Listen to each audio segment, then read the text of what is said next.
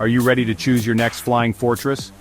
Let's dive into the Airbus A350 versus Boeing 777. First up, speed.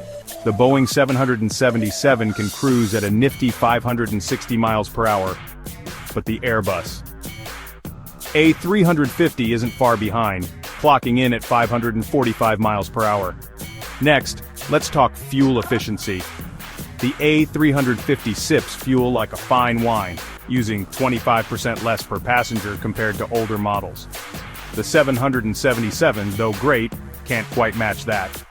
Now, passenger capacity. The Boeing 777 can hold up to 396 passengers, but the Airbus A350, a respectable 350.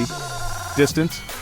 The A350 can fly up to 8,000 nautical miles, while the 777 soars to 7,370.